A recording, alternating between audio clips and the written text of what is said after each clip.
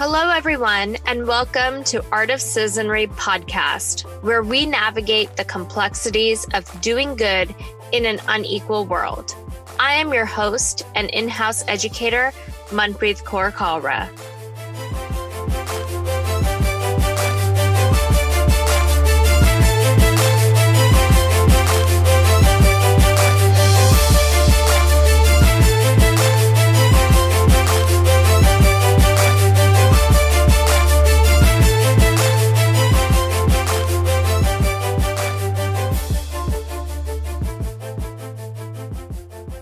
Welcome to 2021. I'd like to take a moment to reflect on the past year. Each day felt like a battle in its own right, some small, some big, but amid all of that, it pushed us to collectively come to terms with our own fragility. From the challenges of a global pandemic to the social awakening that sparked some much overdue deconstruction of our systems, I hope the past year gave you a chance to pause, reflect, and most importantly, take action. If there's anything I hope we each took away from 2020, it is that true change takes time. It takes both learning and unlearning. And most importantly, it takes a commitment to understanding that progress is a process.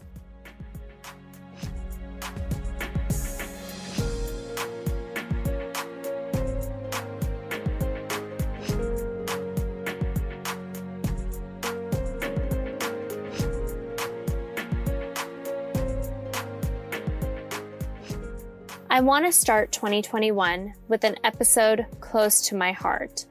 It is about my community, the pain we have suffered, and the systemic oppression we continue to challenge. At this moment, the largest protest in human history is happening. 250 million farmers and workers across India, many from the states of Punjab and Haryana, have taken to the streets in protest of 3 new agricultural bills that threaten to obliterate their livelihood. On the surface, India's Prime Minister, Narendra Modi, has claimed that these bills promote a free market, but like everything we cover in this podcast, we know that not everything is always the way it seems. I can't begin this episode without understanding the history of a land divided. What is now considered the state of Punjab is just but a fraction of what used to be the land of lush green fields and flowing 5 rivers. In 1947, as the British left India, they divided Punjab between what is present-day Pakistan and India. What followed was the world's largest mass migration, resulting in the bloody displacement of hundreds of thousands of people. Families were uprooted from their homes, forced to leave the land they had lived on for generations. During the journey, many lost loved ones due to violence caused by the displacement. My grandparents were forced away from their homes in West Punjab, now Pakistan, at a young age. The violence that occurred during that period took the life of their siblings and other family members. My ancestral homeland is tied to the fields of West Punjab. I have never had the benefit of knowing what it feels to visit my generational home, because for me, and many like me, it has been taken away from us, our history burned and destroyed. Post-1947, Punjab was even further reduced in size from 58,000 square miles to 19,000 square miles. However, despite its relatively small size, it produces a disproportionately high ratio of India's crops. Which brings us back to the 3 new farm bills at hand. These bills enabled the corporate monopolization of India's farming industry. And if history has taught us anything, this direction will only end up hurting small farmers, the backbone of India. The protests are being led by our grandparents and great-grandparents, braving the cold winter air of Delhi the capital of India, just to ensure that their voice is heard. The reality is, these laws are deadly to the livelihoods of small farmers. So much so that these farmers are willing to risk their lives to demand that the laws be repealed and that farmers, not just corporations, have a seat at the decision-making table. From Punjab, Haryana, and other parts of India, these farmers have been met with police brutality and government-regulated false reporting. It is not uncommon for oppressors to paint people who challenge their power as unpatriotic. But isn't it more patriotic to hold your government up to a higher standard? Painting farmers as terrorists to justify state-sponsored violence is the reality of India's democracy. During this episode, I am joined by 4 unique voices as we deconstruct India's new farming bills and the historical context we cannot ignore. We will explore the intersection of economic development, social impact, environmental impact, and religio-political constructs. It is important to recognize the various ways in which each aspect influences the other. With that, let's start by first understanding the economics behind the 3 new bills. The new ordinances essentially allow for a free market to exist in India's agricultural industry, allowing farmers to sell to private companies, not just government-regulated markets, referred to as mandis. The first bill, the Farmers' Product Trade and Commerce Bill, essentially bypasses the government-regulated Agricultural Produce Market Committee, the APMC. The APMC Act basically established these traditional mandis, or these places where farmers can go and sell their produce at the end of the harvest. And these were established by the government. There were something called artiyas, which were service providers, which would buy the produce from the government, and then government would procure that particular produce at a given set price. And that set price was called MSP, or minimum support price. What that did is it did provide a certain kind of assurance for the farmer.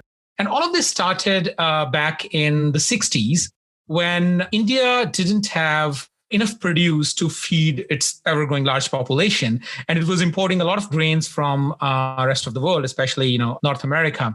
And during that time, there was this movement of Jai Jawan, Jai Kisan, and there was a green revolution that followed. And a lot of the new ways of agriculture were introduced. So during that time, rice was not a predominant crop of Punjab and Haryana, but rice was the staple food of rest of India. So electricity that was subsidized, the MSP was set to set enough economic incentives for these kind of crops to be grown in these areas. And the productivity of the farmlands grew quite a bit. This new law sort of bypasses the traditional APMC mandis and sets up and allows the private players to set up parallel mandis, which are tax exempt, where anybody with a national identification number can go and buy a produce. So the government's narrative around that is it is enabling the farmers to get better prices for their produce instead of just the MSP that is typically within the mandis. The farmers, on the other hand, look at the models of similar kind of setups, especially in Bihar. APMC mandis were eliminated back in 2006. They fear that what will happen is that when the parallel mandis are established, there are not enough economic incentives. Private players might be able to raise the prices at which they are buying from the farmers. So the APMC mandis within a couple of years will completely get eliminated. And now the farmers will be left at the mercy of these private players. That is the voice of our first guest, Arvinder Singh, a technologist, entrepreneur, and community builder. He currently serves as entrepreneur in residence at The Digital Economist, a Washington, D.C.-based think tank. One of the points that's important to note here is the case study of Bihar. In 2006, Nitish Kumar, Bihar's chief minister, repealed the APMC Act. Over the past 14 years, Bihar's farmers have had to sell their crops to private procurers at throwaway prices. Farmers are having to sell paddy, or rice before it's husked, at half of what the MSP used to be. Many of Bihar's farmers have had to abandon the little land they had and now work as laborers in Punjab and Haryana. The second law, you can call it the contract farming law. It basically facilitates contract farming. So the private players can go in and do a contract for the farmer as soon as the crop is sowed, and then at a preset price can pay the farmer. Now, the farmers on the other side, when they look at it, they look at one, the vagueness of the language, and second is what are the conflict resolution things that have been kept into the law. So one of the things that this law directs is that if there's a conflict between a private buyer and the farmer cannot go into the court. They can only go to the senior district magistrate.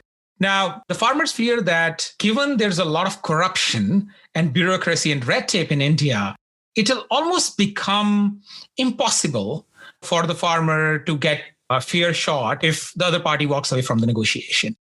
In most developed countries with a free market system, farmers have protections, farm subsidies, that essentially help reduce any financial risk related to weather, commodities brokers, and disruption in demands. But as with any capitalist system, these systems usually only benefit larger producers. But still, they exist, discouraging the complete monopolization of the agricultural industry by corporations. The third law basically is a free food hoarding law, which basically sets aside certain principles on how the food hoarding can be done, how the storage of the particular food items can be done. So the government on its side basically says that it is ensuring that there are certain safeguards against the management of prices, and it's enabling private players to hoard a certain produce at a certain price.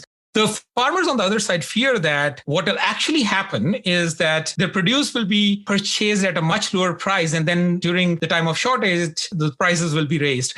The way farmers look at all these laws is that these laws came out during a pandemic, right? They were rushed through the parliament. These laws were brought in to incentivize the corporates and elimination of small farmers. And they look at the similar kind of models that existed in other parts of the world and what their result was.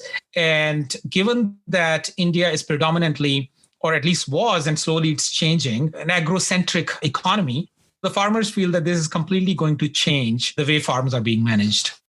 Capitalism at its core is built on the existence of inequities. The goal of any business operating in a capitalist society is to maximize profits for shareholders, prioritizing profits over people. This notion leaves those at the bottom, the workers and small farmers, with only a small share of the wealth, if that. Addressing these layers of complexities when understanding any issue is critical.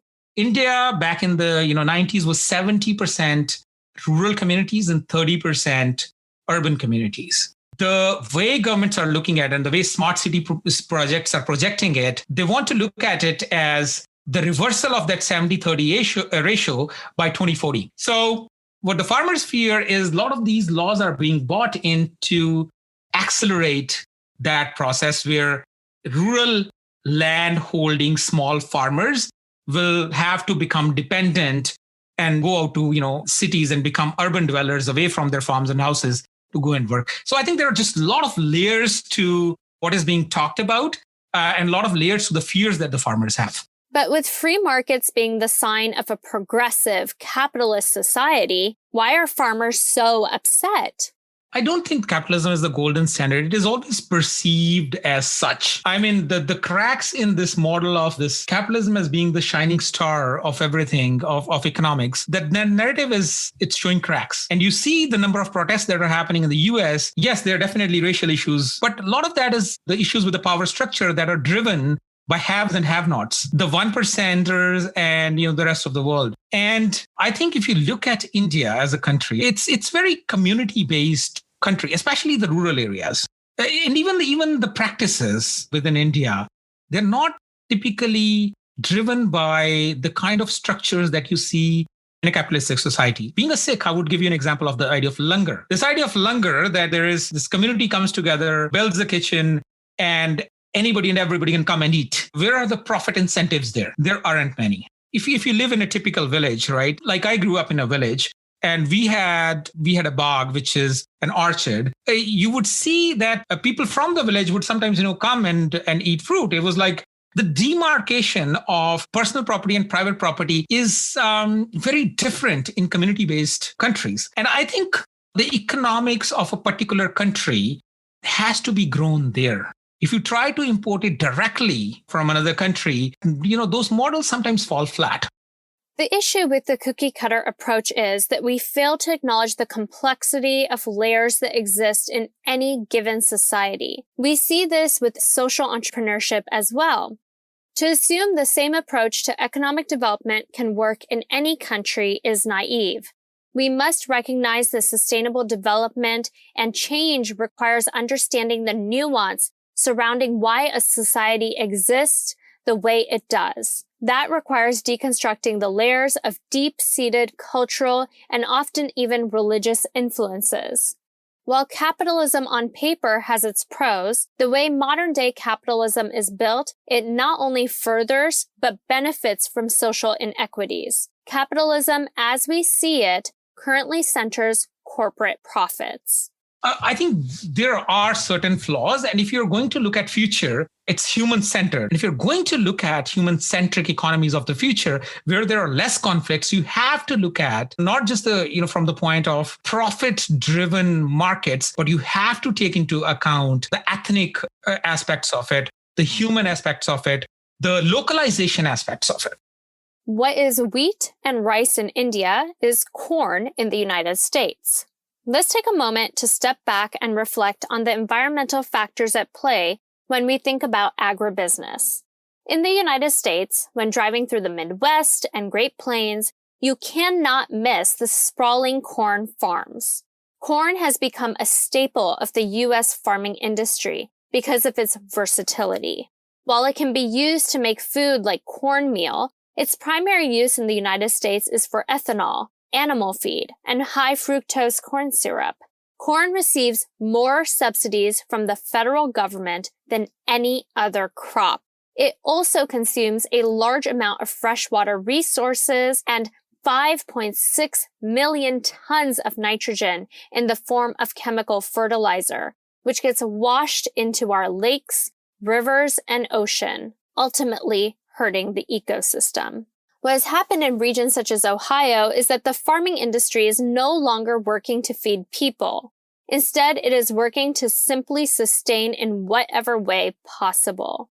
Agricultural diversity of fruits and vegetables has been sidelined for the safer pick, corn. In an article published by Scientific American, the author sums up the problem with this key point.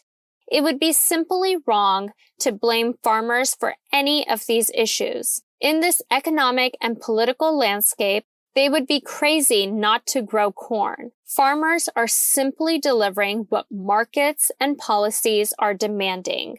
What needs to change here is the system, not the farmers. Looking at economics alone is just not enough. Another example is that of Mexico's avocado production. In this case, it's important to note how most of Mexico's avocado production is exported to countries like the United States. Growing avocados is incredibly water intensive. For example, 1 hectare of avocado with 156 trees consumes 1.6 times more water than a forest with 677 trees per hectare. So not only are avocados causing a water shortage, but the fruit of the land is not being consumed by the people who produce it. Intensive avocado production has caused biodiversity loss, extreme weather conditions, degradation of soil, and is at the brink of causing an entirely human-made environmental disaster, all in the name of free trade. Consumption in one country should not be at the cost of destroying another country. Yeah, I'll give you another example. I think in the context of our conversation, like the example of Punjab, if you typically start to only look at the economic incentive point of view, the damage that it can do. Punjab, for example, is not a place which our staple food is wheat and not necessarily rice. India is not a right place to grow rice because it doesn't have as much water. Rice typically grows in standing water. So places where there are river deltas are much more suitable for it, places like Bengal. But what happened back in the Green Revolution was that rice was incentivized. The construct of MSP came from there. Rice was incentivized to be grown in Punjab.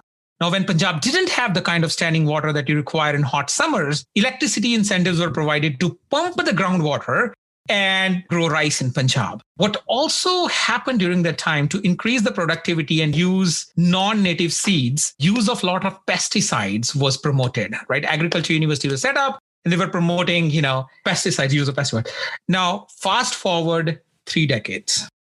The water level in Punjab is exploited to the point that you don't have much drinking water left, in the groundwater of Punjab. The impact of pesticides is so much that the amount of cancer across Punjab the number of cases is rising, right? There is a cancer train that leaves Batinda side of Punjab and goes to a cancer hospital in Rajasthan every day, and it's packed every day. And that is exactly why it's important to recognize that economic development does not happen in silo. We need to recognize the ways in which we need to first deconstruct the systems at play to fix them. For example, I recently learned that while MSP is supposed to be assured for 23 crops, in practice, it is only provided for wheat and rice. So we know MSP is not a perfect system, and quite frankly, the system the farmers are fighting to protect is flawed. That irony indicates the magnitude of harm the new laws are causing. The farmers are willing to protect a system that isn't great to begin with. I think what this march is going to do, it's going to open up a lot of other conversation. And I think the current deadlock exists because I think even the government, which is very pro-corporate, pro-foreign direct investment, huge amounts of foreign investments flew into India during this pandemic. So I think even the government is, sort of aware that this is going to open up a lot of other questions. It's going to open up a Pandora's box. And one of those questions that need to be tackled is that does Punjab need this cycle of wheat and paddy? And this conversation has been going on for a while, but what is happening is that there are no economic incentives that are set up to break this cycle. And MSP is actually one of the hindrances. But the other thing is just removing MSP from farmers who can barely survive is not going to fix the problem. I read somewhere that for every cow in Europe gets more daily sort of incentives from the government than the money that is needed to support a poor family in very underdeveloped parts of the world. So I think there have to be incentives for a certain kind of agriculture growth.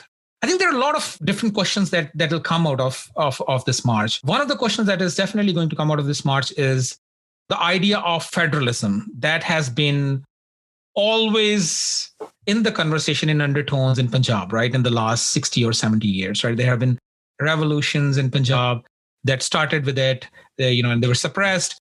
But I think that idea that can the state devise its own agriculture policy? And within the Constitution of India, agriculture is actually a state subject. But because the procurement of the produce happens through the central government, it's the central government that buys the produce to provide to the rest of India. The states don't have much power of it. And there are conversations that are happening around who could be the buyers of the produce. So if you look at the geographic location of Punjab, a lot of it produced can be sold in the West, for example, right? The borders that go, all the way from Pakistan to Iran and further.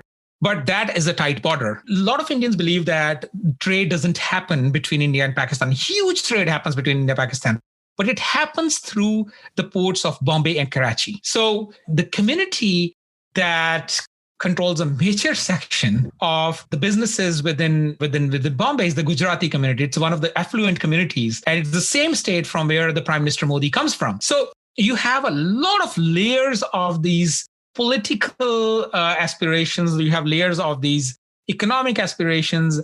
And there are a lot of moving parts that are at play than what you see on the surface. And I think what this march is going to do, if successful, it's going to enable a lot of introspection. What this march has done is it has reconnected people with their lands and with the idea that land is their provider. It is the land ownership that is enabling so many people to be protesting for their rights in Delhi.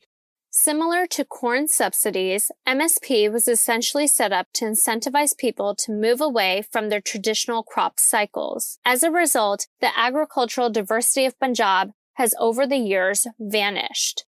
So why don't farmers challenge these crop cycles? I think it was a couple of years ago that the rate of potatoes was really high. The next year, the rate of potatoes just kind of fell to the ground. And the farmers threw their potatoes like on the roads because it was not profitable for them to harvest and kind of sell it. I'll give you my own example. Like back in the day when I was young and, I was going to school, I hailed from Punjab and I grew up on a farm and we grew cauliflower. So cauliflower the previous year was fetching good price. And we decided to break the cycle of paddy and wheat. And we ventured into vegetables. And for anyone who has done, farming or who has done vegetable farming, they have to harvest it the day before and sell it fresh in the market because it, still is going to take a certain time to reach. There aren't many cold storages, that kind of infrastructure does not exist in Punjab. So I remember, in cold winter days, going to the farm, along with the farm labor, cutting up cauliflower, loading up the trolley, taking it to the farm early in the morning. We would wake up around 4:30 and, the mandis typically are set up around 6 before the shopkeepers kind of open up. And I remember selling the produce for less than the price that we would pay to the laborers to cut it, right? To harvest it. So it was hard it's hard without the incentives set in place to break away from that cycle. This brings us to a very important question. In countries with high wealth disparities, what role does the government play? Nation states are changing, and the role of nation states is also changing. And I think one of the questions that typically comes up is the role of nation state. It's to grow its GDP, even if that GDP is concentrated in few hands, or is the role of the nation state to be a partial welfare state where it looks at people from all spectrums that exist in its country. And I think that is what India is struggling with. If you look at the preamble of the Constitution of India, it's a secular socialist republic. And now it is after Manmohan Singh's, Gate Treaty, it has entered into this canopy of the World Trade Organization. And now you have this lot of foreign investments that are happening. How does India balance that while keeping its spirit intact? India is such a diverse country. Its diversity has its own needs and its own aspirations. So what does a sustainable microeconomy look like?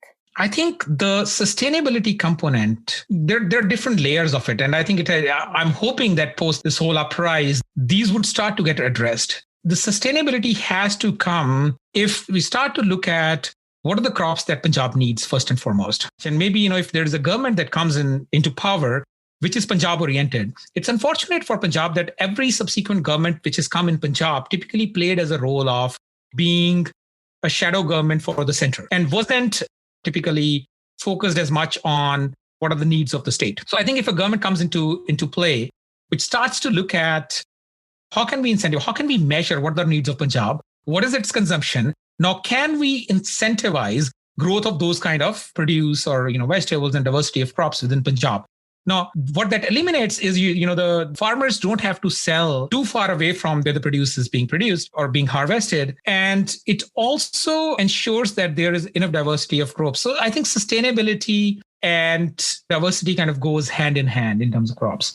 I recently went to Patiala and I know a young farmer there, very entrepreneurial farmer. And one of the things he realized that it's hard to get pure milk in Punjab, because you have a lot of middlemen who add a lot of additives, a lot of chemical milk that is coming to market. So he said, there's a demand for milk. And on the other side, you have these farmers who are not getting enough money.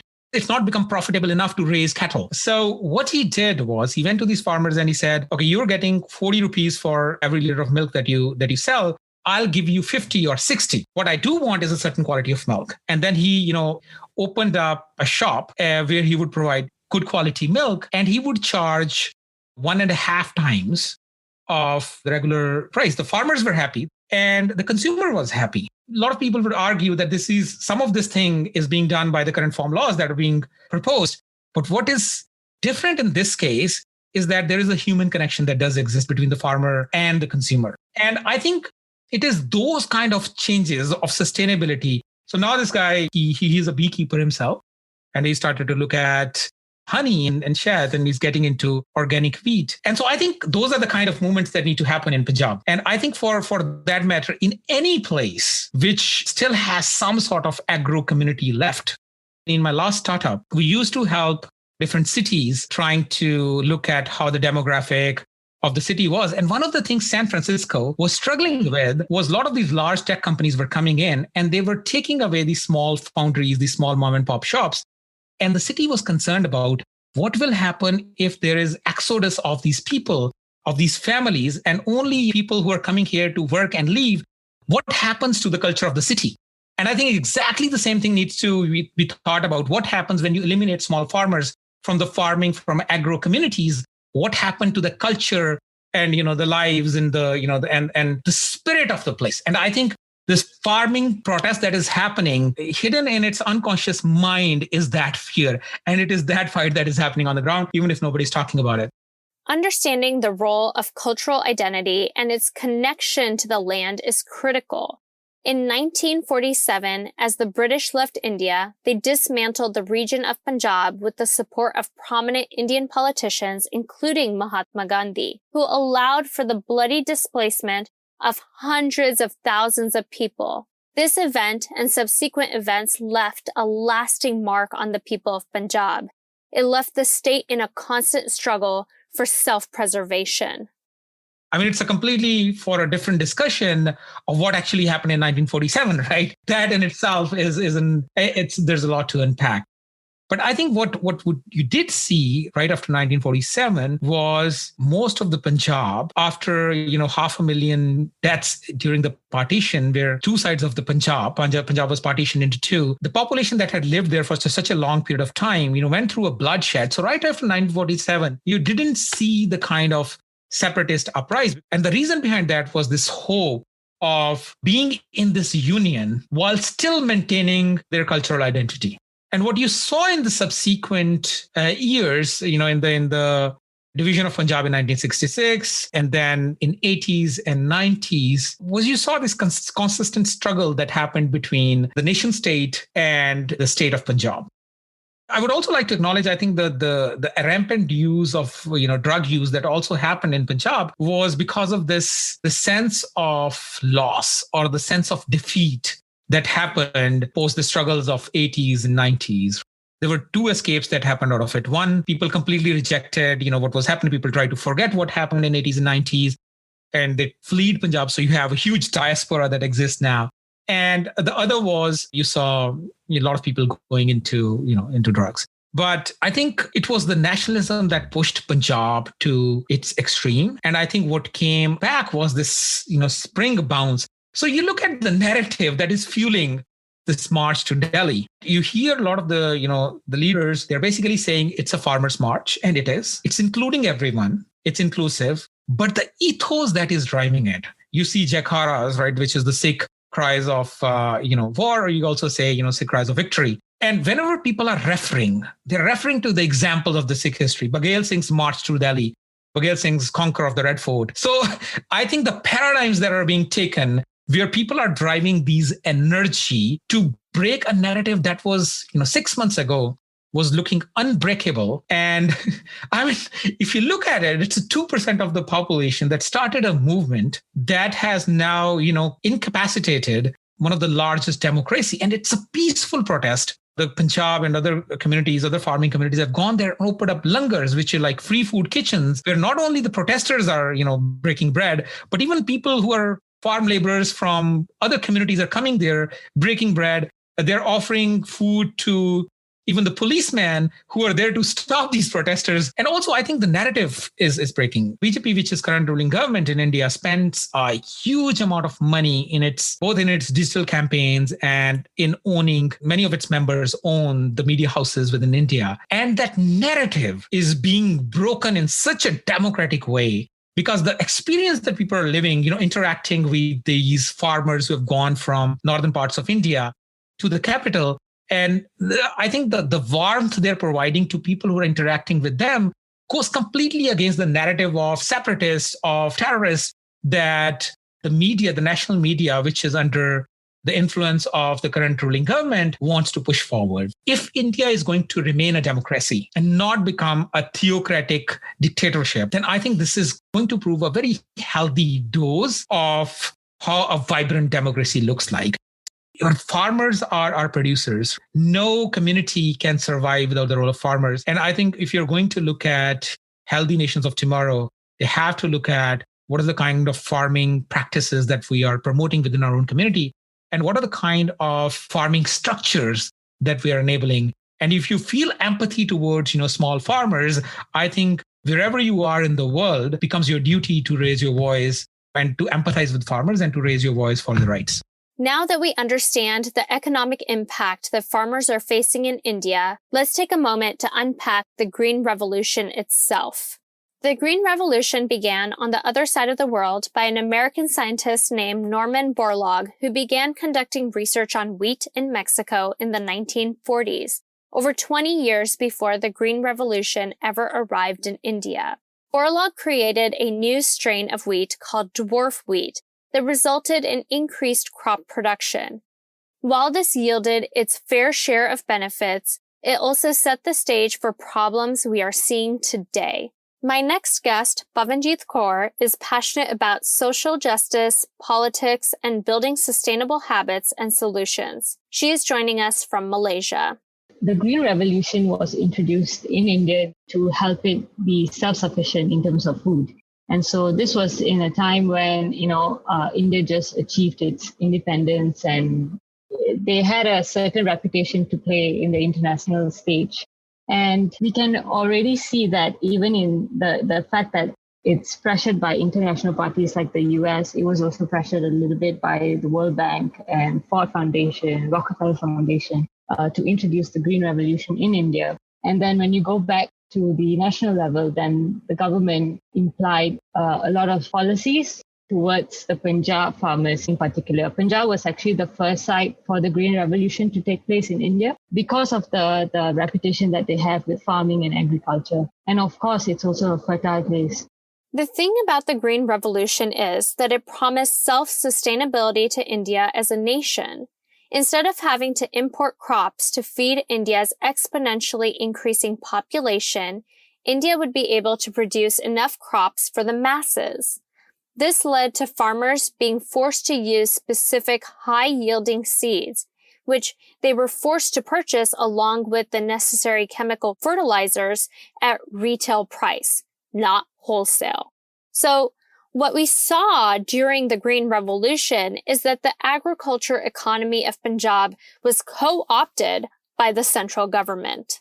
The government basically revamped the entire stage where they introduced seeds from overseas. So this guy who happens to be a Nobel Peace Prize winner, Norman Borlaug, he created these seeds called miracle seeds, and they are basically high-yielding seeds. So what this means is that whenever you plant these seeds, then the yield that they produce is way more than any traditional seeds. And so this was a promising thing, especially when India is looking to be self-sufficient, right? So of course they adapted it. But the thing is that these seeds require fertilizers, they require a lot of water as well. But initially, the government then saw that, okay, we will have to basically rearrange the entire state to make this happen. And that's what happened. The way the Green Revolution was carried out in India meant that certain states, including Punjab, were made to limit their crop production to certain staple crops like wheat and rice. To meet the desired crop production quantities,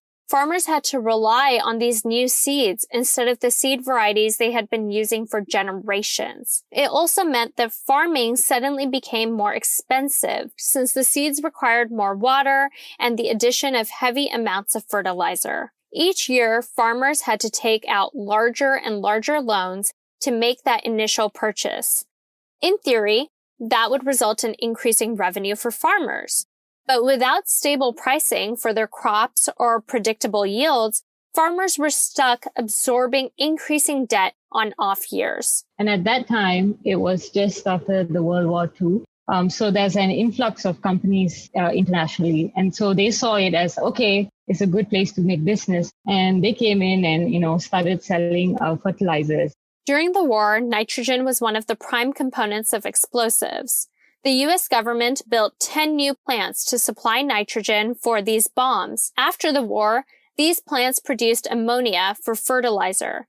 Fertilizer use exploded. One of the biggest costs of the Green Revolution was that it was no longer possible for Punjab to self-sustain itself agriculturally with the emphasis on wheat and rice farming. Even the varieties of wheat and rice that were grown were now limited to ones that satisfied the goals of the Green Revolution, tremendously reducing biodiversity.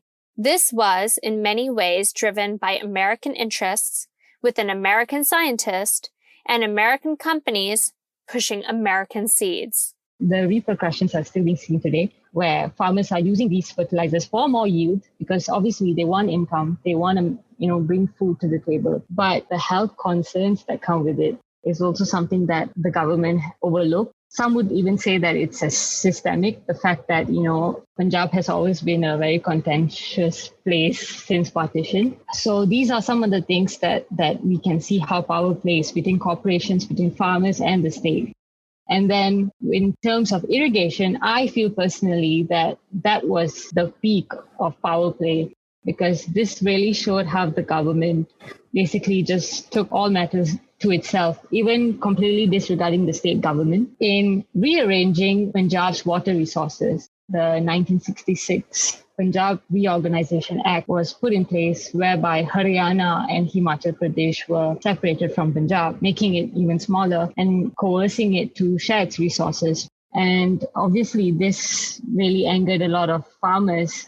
Essentially, the smaller ones really suffered. Not only do they need money to get more water resources and fertilizers, but now they have to compete with even more larger owners, So it's a very meticulous issue. You really have to sit down and look at who's actually suffering and who's actually playing the cards. And in this case, really, it's quite blatant that the government was playing most of its cards and being very deliberate with its measures. Since 1947, India's central government has had an unstable relationship with Punjab, especially Punjabi Sikhs. Before the India-Pakistan partition, Sikhs were misled by the Indian Congress Party, headed by Jawaharlal Nehru, to gain Sikh support so the partition boundaries of India and Pakistan could be set as far west as possible. Alliance with the Sikhs was essential to the creation of boundaries far into the western region of India, because Punjab, the furthest western state of India, is known to be the homeland of the Sikh people, with 61% of its population practicing Sikhism. During speeches such as those of the well-known Indo-independence leader Mahatma Gandhi, Sikhs were given assurance of Punjab's protection. With Sikh support in the palms of their hands, Congress agreed to the partition of West Punjab once they were in power. This cost Sikhs their land and Indians the trust of Sikhs. Tensions only escalated after the Green Revolution. One of the issues that remains at the heart of state versus central government tension is access to river water, especially after Punjab was further split to form the states of Haryana and Himachal in 1966. In 1976, Punjab was told to allocate its water resources to Haryana without any compensation. For example, if families are living nearby the rivers, they were told to move out or they would bulldoze their homes and things like that. This was the start of a lot of, I would say, resistance amongst the Punjabi Sikhs. The partition of Punjab between India and Pakistan left Punjab with only 3 of its 5 rivers. The further divide of Punjab made the rivers interstate rivers, meaning Punjab lost not just land, but was choked of its water resources. By creating artificial boundaries that split Punjab's rivers between states, they suddenly fell within the purview of the central government. In reality, under India's constitution, river management falls under the purview of the state government. The Green Revolution brought a lot more problems that it intended to solve.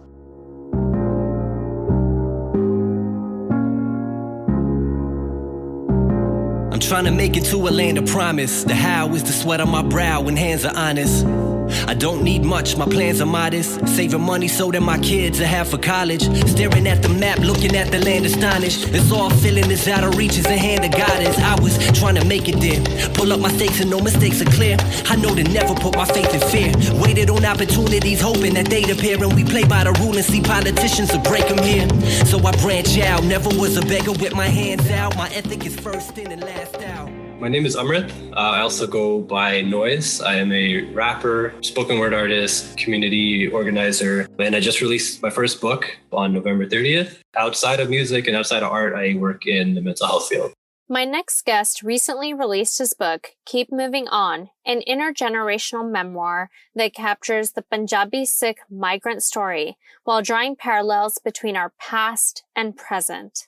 The idea for the book was something I had kind of in the back of my mind for a number of years. Growing up, I just kind of heard little bits of anecdotes about the places that they had to travel before they came to Canada. My dad would tell me stories about, how he'd been to Japan and how he'd been to Argentina. And it's like, how does this make sense? How did you do that? Why did you do that? So there was just a lot of questions, and there wasn't ever much discussion from the older generations about what life was like for us back in Punjab before we came to Canada, why we had to leave, what we did to get here, and then kind of what our experience was like in our early years here. So I always had that curiosity just because little hints were dropped, and I wanted to kind of, have the larger context around that. So that's where the idea for the book kind of came from. And then in 2017, my Dayaji passed away. So he lived in the UK, and a lot of articles by, news outlets in his local community, they wrote about his upbringing. They wrote about how he came to the UK at the age of 13 and, how he worked on a construction site. He worked for British Rail. He started his own business. And these were a lot of facts that I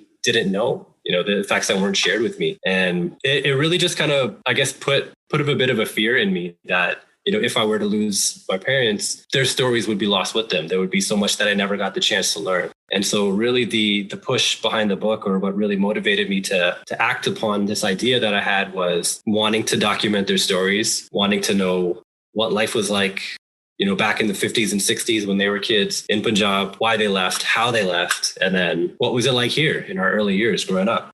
So that was, where the idea for the book came from. And then incorporating the music into the book really kind of came from a place of insecurity, really. I've been as an artist for a number of years, putting out music for so long, and then making this transition to being a writer. In the back of my mind, I was like, I don't know how people are going to accept this. So even if they don't want the book, once it's out, at least they'll still have some music to listen to. So the working on the music at the same time as working on the book was kind of like my security blanket. But as I was kind of putting the music together, I wanted to do something special with it. And a lot of the subject matter in the music and the themes covered are, kind of reimaginings and reinterpretations of some of the major themes within the book. So there is talk of, migration, of intergenerational trauma, of, racism, or facing racism, facing classism, intergenerational family dynamics. So all of that, the major themes of the book find their way into music as well. Punjab's farming has historically been a thriving industry. The tide began to change with the introduction of India's Green Revolution in the 1960s. With the support of U.S. scientists, companies filled Punjab's farms with harmful chemicals, depleting naturally occurring nutrients from the soil and making farmers dependent on high levels of fertilizers and pesticides year after year. Both sides of my family, my mom's side and my dad's side, there's a long history of farmers and, being involved in agriculture. For my dad's upbringing, from the stories that he shared with me, both of his parents worked on the farm. After school, it was kind of his expectation that he would work on the farm as well. Same thing with his siblings. And, that was kind of the way things were done for generations. And the way they talk about the Green Revolution is they talk about it being just this huge shift from the way things had always been done for generations and for centuries. And it required them to invest more as far as, having money to buy seeds, having money to buy fertilizers, pesticides, all that. And it wasn't something that they would have done on their own if it wasn't imposed upon them, because, they had their way of doing things and they were happy with their way of doing things. And I think the way they talk about the Green Revolution is in two different ways. So in one way, the old way of farming, it was very much community centered. the farmers had a role to play in the functioning of their society, but so did everybody else. Whether you were a seamstress or whether you were an ironsmith, everybody had an important role to play to the functioning of everybody else. So you're responsible to each other and for each other. So the Green Revolution kind of was a change from that, where now there was so much more money involved, where at that time it was more based upon trade. And then the other way they kind of talk about the Green Revolution is that it really changed their relationship with the land. So there was always this deep respect for the land. My dad told me a story about, growing up, there were very heavy monsoons for a number of years in a row, and there were really bad floods, which affected their ability to farm. But there was this perspective of, even though we're struggling, even though we can't farm the way we normally would because of these floods, we can't celebrate a good harvest and at the same time get upset when there is a flood. So there was just kind of, you work with what the earth gives you. But then with the Green Revolution, their perspective now was that by applying these fertilizers, chemicals, and by shifting to this new method, it changed their relationship to the land now. And it wasn't about, respecting what the earth gives you. Now it's more so about imposing your own will upon the land. There is a connection that exists between the land and its generational stewards. In North America, we have experienced firsthand the cultural and environmental degradation stemming from the genocide of indigenous communities.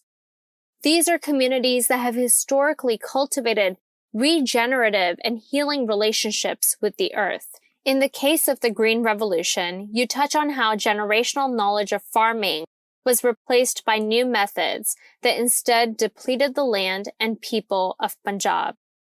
When talking to people in my family about the way farming was done, they saw farming as something more than just being a job. It was a way of life. It was, something that had been done for generations, for hundreds of years. So the way they farmed, the best way to do it, the types of crops to plant, the way the food was shared with the community, these were important things that were passed down and implemented from generation to generation. And for the folks, or for the people in my family that were there during the Green Revolution, they kind of felt like things were now all about money. It wasn't just about, making a decent living. It wasn't just about feeding your family, feeding your community. It wasn't about that connection to the land and the connection to the people. It was more so, a money system now. And they kind of expressed this deep loss of, this thing that became the only thing you had known for so long, to now it's something that is, you're still involved in it, but it's not the same anymore. They're still farming, but it doesn't agree with the way they've practiced it for so long. So it really was just this big shift of where your knowledge base is kind of cast aside for this other way of doing it. And whether or not you agree with it, that's kind of, you have to roll with it now. And I see it today with my family, with my dad, for example. Like, we still farm every summer when we can in the backyard. We'll grow in vegetables, and there's so much joy and peace when they do it. I think for them, it's almost kind of like a return to when he was a kid, in the 50s and in the 60s, where he's able to farm the way he wants to, and he's still able to have that knowledge live on in some way. So even though he wasn't able to use it for 50 years or whatever the case is, that knowledge it still lives, and it's still able to be passed on, although in a different context, but it's still there. When chemical fertilizers and pesticides were introduced in Punjab, they were done so without the proper protections or education on how to use these chemicals without harming the bodies of the farmers themselves.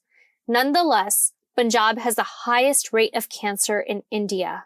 Just going back to my own time being in school, we hear about, how, birth control pills, for example, back in the 50s, they actually caused birth defects. It's kind of the same thing we see with some of the things farmers were told to do. We're told that, this was something that will benefit you, but there was a lack of information or a lack of how to safely use it that, led to a lot of ill effects. So, my dad told me a story about how they had to apply the chemical DDT on their crops in order to make sure the mosquitoes wouldn't eat them.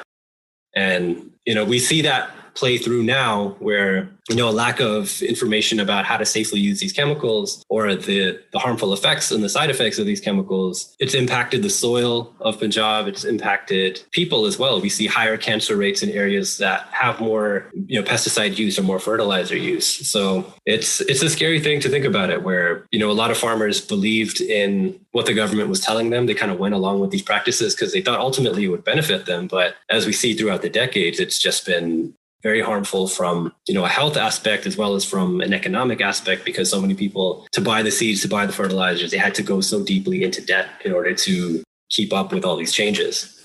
Crippled with insurmountable debt from unpredictable harvests and a forced dependence on expensive pesticides, farmers are dying by suicide at alarming rates. In 2019, a reported 10,281 farmers died by suicide in India, a majority of whom reside in Punjab. As with anything related to human rights in India, the exact number of suicides that occur in Punjab is likely underestimated. As a mental health professional, how do you find balance between mental wellness and economic wellness?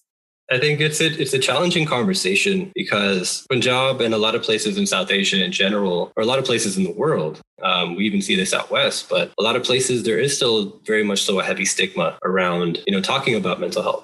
Within the context of my work in the past, I've worked with folks that are homeless. They struggle with their mental health, but they also struggle economically. And you kind of wonder how much does one affect the other. It's kind of like a chicken and egg situation, If you improve the mental health of somebody, but they're still under economic oppression, will that just cycle and cause even more mental hardship? Or is it possible to really improve someone's mental health without also improving their economic standing in life as well? And so it's kind of tough to parse the two apart. But I think certainly where a lot of people in India could benefit from is having more access to mental health services. Maybe if these farmers had access to services, maybe they would have chosen another route rather than feeling like suicide was the only option. So I think it's important that when we talk about development, we don't just look at it from the context of economic development, but also from social development, from community development, and make sure that, even if we are providing people more access to jobs, for example, or to housing, you need that other part to go with it. It's not just about the material, but also the other side of it too, which is the personal. Global development must have an intersectional approach. We need to take the time to deconstruct the layers behind why a problem exists and the effects of any proposed solution to make sure we aren't allowing systemic oppression to continue or morph into a new problem that is equally harmful or worse. Those being impacted must be at the decision-making table. They should have been back then, and they should be right now. Well, I know at least within the context of my family, going back to the 60s, the family went into a lot of debt to try to purchase the supplies and the agrochemicals that they needed to keep up with the changes of the Green Revolution. And that debt got passed down. So it started with my grandfather, went to my dad. From my dad, it went down to my chacha. And so my chacha, who's still in Punjab and still farming, he's still dealing with that debt. And sometimes I wonder, if my dad wasn't out here in Canada and if he didn't have the ability to send money back home, what kind of would the state of my family back home be? So it's difficult to think, where this cycle of debt or this legacy of debt, for a lot of folks, it seems so insurmountable and they don't see an opportunity to get out of it just through farming, and suicide becomes the only option or the only option that they see. But then it really puts the rest of the family in dire straits now too, because now they're left to deal with it, as well as the trauma of losing a loved one on top of it. So it's a really difficult and multi-layered issue to try to tackle. Sikhs make up a majority of Punjab's farming community. In a country grappling with Hindu nationalism, Sikhs, like Muslims and other marginalized groups, continue to face the realities of fighting for justice from a country that has historically and continues to deny their very existence. Since the 1980s, Sikh activists continue to be abducted for speaking up against India's oppressive systems. Cries for justice have been met with fake police reports, imprisonment, and death. Within Punjab and Haryana, over 8,000 reports of forced disappearances still remain open today. However, with government-controlled reporting and censorship, access to information on the realities of India's treatment of marginalized communities is incredibly difficult. I was talking to my in-laws, and so my mother-in-law, her brother was actually abducted by Punjab police in the 80s. He was tortured and eventually released. But I wanted to have that story in the book. But in order to do that, you have to break it down. How did things get to that point where police are pretty much just snatching Sikhs off the street without cause? So to talk about how things got to that point, you have to go back. You have to talk about, Anandpur Sahib resolution and Punjabi Suba movement and partition. And it requires you to go far back, decades into the past, in order to contextualize what was happening within that moment in the 80s. But the hard part is a lot of sources don't tell you the whole story. They might just talk about partition, or they might just talk about, redistribution of river waters. And so I don't know if that was by design to make it harder for us to kind of piece together our history. But that was certainly something that I came across, doing the research for my book. Nationalism is a scary thing and is often reinforced by systems of oppression. India is a majority Hindu country, with religious minorities constantly existing under threat. India's Prime Minister, Narendra Modi, belongs to the Bharatiya Janata Party, or BJP, which is rooted in nationalism, calling for India to be Hindi, Hindu, Hindustan, a land of people who speak Hindi, practice Hinduism, essentially the land of the Hindus. He is a member of the RSS, a fascist paramilitary organization. My last guest, Dr. Prabhjot Singh, is a Sikh activist based in the Bay Area. Together, we explore the importance of deconstructing religio-political constructs when unpacking the protests happening in India today. The systems of oppression have helped Sikhs and Punjabis build a mindset and perspective when it comes to existence, essentially. Sikhs have been persecuted for decades, and before the decades from Indian oppression, it was British oppression, and then it was Mughal oppression. So this goes since basically Sikhi's inception. Sikhism, also referred to as Sikhi, is the predominant religion in Punjab, which often makes Punjabi and Sikh identity inextricable from each other. The ethos of the Sikh identity is rooted in fighting injustice. Founded at a time of social divide, Sikhism challenged systems of oppression by establishing equality regardless of gender, religion, or caste, which is why all Sikh men take on the last name Singh and Sikh women take on the last name Kaur. Sikhi has always been about understanding your place within existence, and it's being aware of your existence, and it's being mindful of your existence. Sikh philosophy incorporates poetic metaphors rooted in nature to capture the essence of existence. Pavan Guru, the wind is a guru. Pani Pita, water is the father. Mata Tart Mahat. Tart is Tarti, is our land. Referred to as the Mata or mother in this passage, the land has always been given the utmost respect in Sikh religion and Punjabi culture alike. Understanding this context is critical to understanding the nuanced connectedness that exists between Sikh farmers and their fields. Before English occupation, the Sikh Raj under Maharaja Ranjit Singh occupied the undivided land of Punjab and beyond from 1799 to 1849. Punjab remained the home of the Sikh Raj till the British East India Trading Company catalyzed the Anglo-Sikh Wars that led to the dissolution of the Sikh kingdom. Fast forward to India's independence movement, which resulted in the partition of Punjab, during which a majority of those who died fighting against British rule were Sikh. In Jallianwala Bagh, there was 1,300 people killed, 799 were Sikh. Throughout Indian independence, there was a certain number that were hung, and 70 to 75% of those were Sikh. There was a certain number that were given life imprisonment for Indian independence. 70 to 75% of those were Sikh.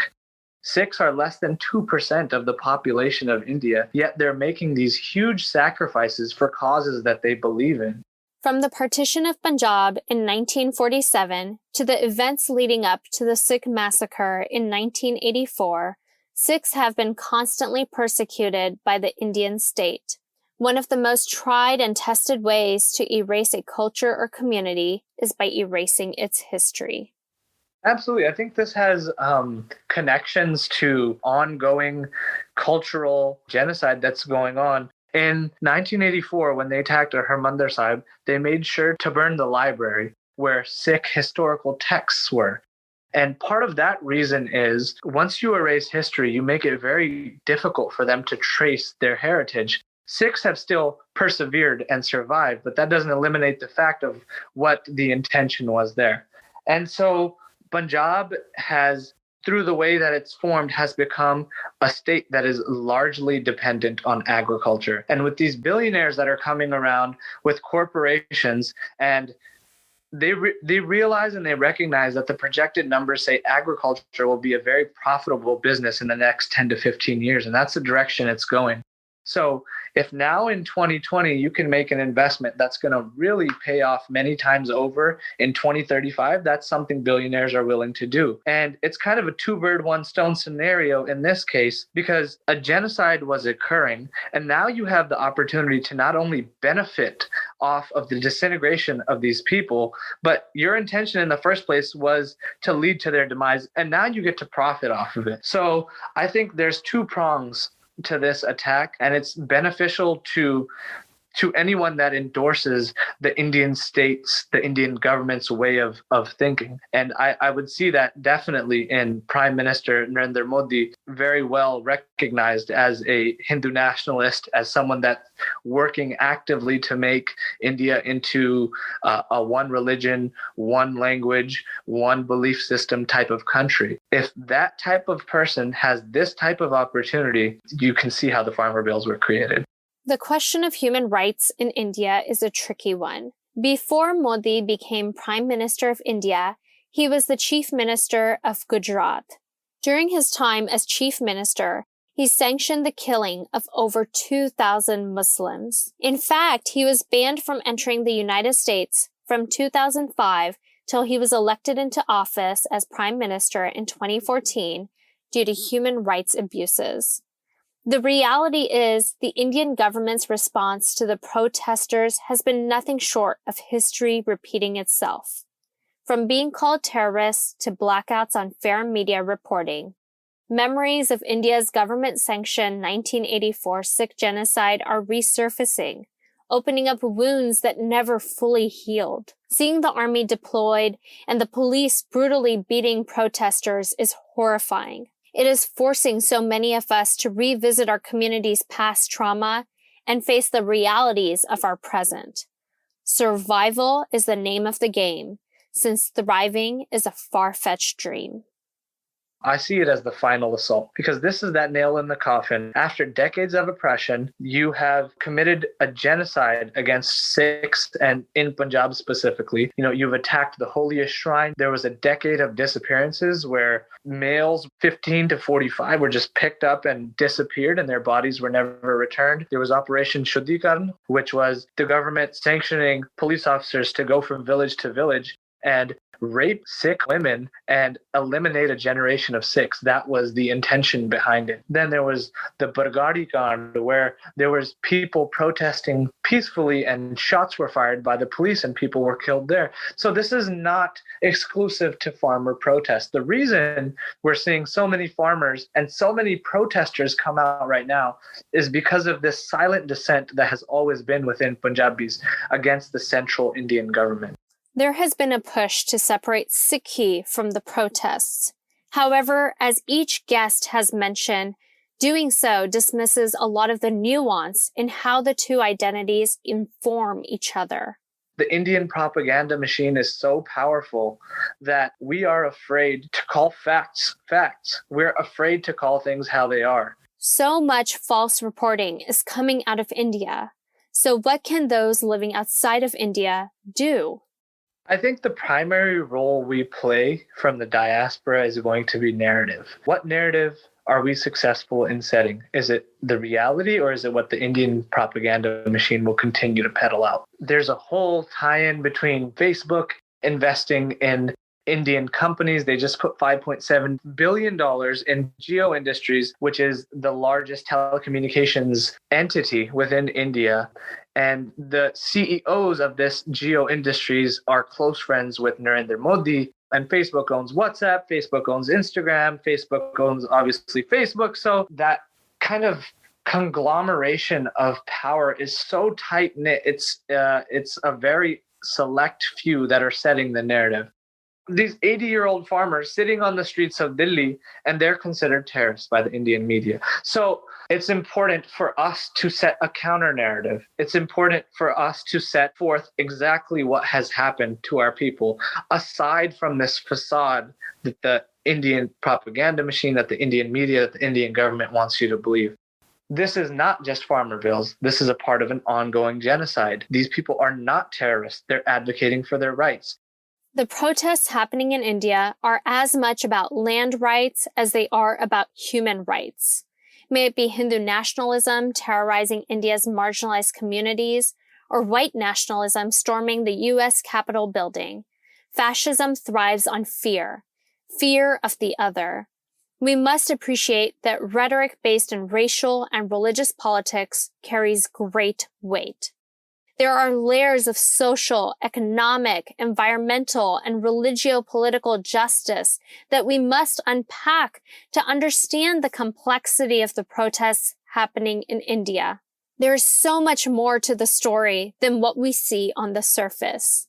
While there are parallels we can draw between the experiences of different communities globally, the nuances are where the complexities lie, and those nuances are where we must shed light. To take it back to Amrit. Agriculture is something that affects everybody. It's not just a Punjabi thing. And we can certainly implement more consciousness when it comes to our food consumption within our own communities. Where is our food coming from? Who is it being distributed by? Who benefits from it? And just kind of being more conscious and more aware of our food, where we consume it, how we consume it. I think that is something that is directly connected to what we're seeing in Punjab. And that is a small change that we can make that has, real impact within our own communities. So I think being more aware of what's happening within your own community, being more civically engaged, I think is a huge thing that we can do, not just for the issue of the farmers' protest, but with anything. That could be with, issues affecting Black people in our community, or immigrants' rights, or, any number of issues that we see rise up in our communities. Being more civically engaged and being aware and acting from a community conscious, I think, is huge.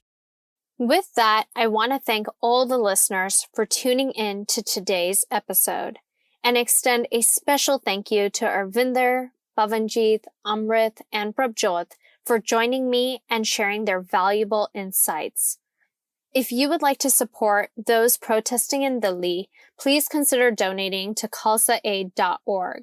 Demand fair reporting and support initiatives like Trolley Times, which is a grassroots project highlighting the voices of protesters in Delhi right now. I have included additional links in the show notes for resources, educational material, and information on how to follow our guests.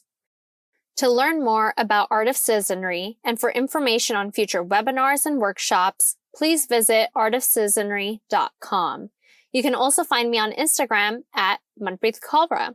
Please remember to subscribe to Art of Citizenry Podcast on your favorite listening app. From here on Duwamish land, sending positive and healthy vibes your way. I'm trying to make it to a land of promise. The how is the sweat on my brow when hands are honest. I don't need much, my plans are modest. Saving money so that my kids will have for college. Staring at the map, looking at the land astonished. It's all feeling is out of reach, is the hand of God is. I was trying to make it there. Pull up my stakes and no mistakes are clear. I know to never put my faith in fear. Waited on opportunities, hoping that they'd appear. And we play by the rule and see politicians will break them here. So I branch out, never was a beggar with my hands out. My ethic is first in and last out.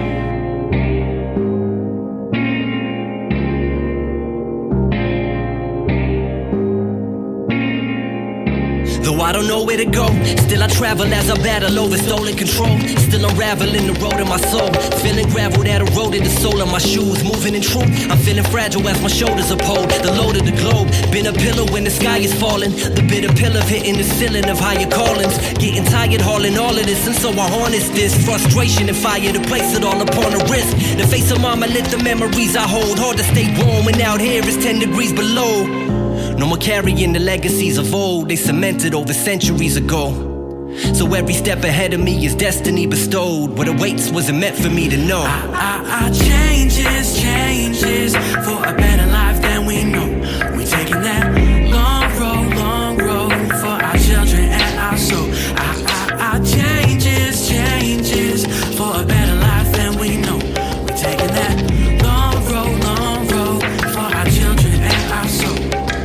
Though the road is long, we focus and holding on, but broken below the calm and told that we don't belong. But I know the song, either we float or fold if I showed them wrong, but rather show to the fam that nothing can slow the strong. Oh, sharing in the culture, bearing the knowledge of our ancestors. Oh, they don't wanna give us. We have less, but still the fam blessed us. But we sharing with our loved ones. I break bread where I lay my head. So, one day they'll know. I change. Either keep it safe or take a leap of faith. No belief is shake a sleeper, so I chase a dream awake. Where the zenith of a leader is how much that he can take. I perceive it as what he gives and what can he create. I shake freedom from the last. Look at my past when I was cornered like a rook, and now I'm pushing it fast and hopping over the edge, growing my wings on my way down on this road. I don't know where it heads. In this land where nothing is promised, the bright lights, no dulling the wattage, the loud city that's numbing the silence, where we feeling so alone like loving forgot us. But there ain't no coming back with nothing accomplished. So I heed the plan for no other reason but to try to feed the fam. My first step on this long road to now we seeing the scene expand and carry this journey that we began. Yeah, land of promise.